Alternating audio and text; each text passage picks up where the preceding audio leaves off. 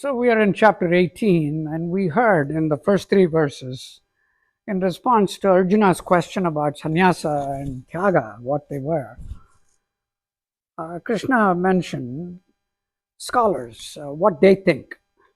And we wondered what would be Krishna saying. I mean, why is he invoking scholars?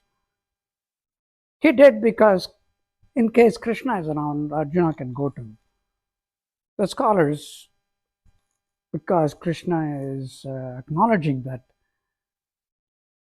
those things are important, what the scholars say are valid.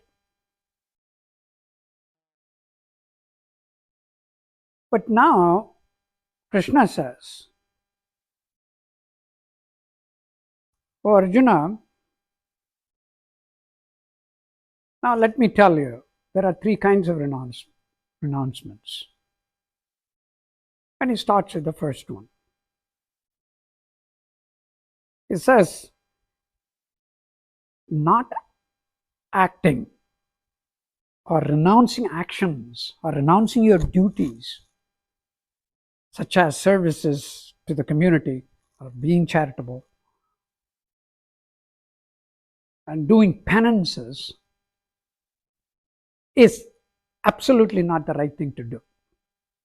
Especially if you do it or take up sannyasa, complete renouncement of all actions, just to avoid the disappointments from your efforts, from your actions that have been prescribed to you.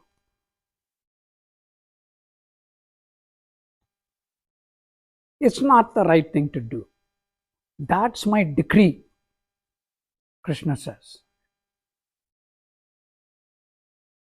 So if you were a little bit confused, why is he invoking scholars? Scholars are there for you to verify when I'm not around, because you're always going to have doubts. And you cannot go to God every time. He will tell you in your intuitions, but sometimes you want to verify, so you have scholars. But then if you do want to hear it directly from Krishna, and he says, absolutely not a good idea to renounce just because you're afraid of the disappointment. Well, our mother gurus, our like Mahapariva, have denied giving sannyasa. They have to give, the sannyasi has to anoint you.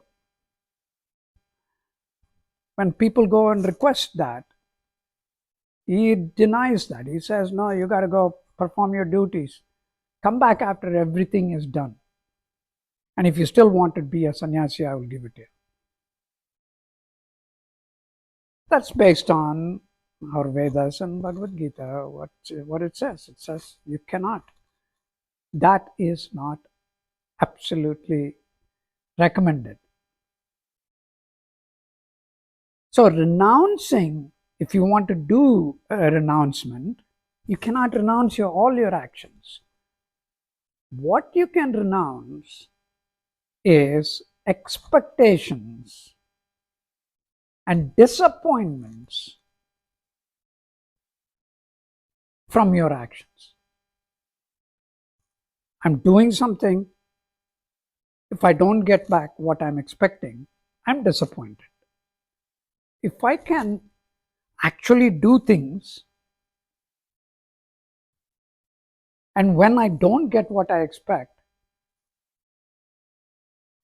if I stayed calm, not disappointed, that's one type of renouncement. Not having any expectation at all is part of the same kind of a renouncement. Both are difficult, but it is not as difficult as becoming a sannyasi. We think sannyasam is something that is like going to some place in a hermitage or someplace alone and be away from everything. It's not an easy thing because we will be drawn back, if not to the same surroundings, your family, your work, and your friends, it'll be somewhere else. And that is not sannyasam. We tend to believe leaving this disappointing world. My spouse is disappointing. My children are disappointing. This, my neighbors are not what I wanted them to be. The society is going to dogs. I don't care for this world. I will take sannyasa. That's just another type of arrogance, is what Krishna is trying to say. If you want to renounce expectations and disappointments from your actions, but do not renounce your actions. That is the way I understand verses 4, 5, 6, 7, 8, 9.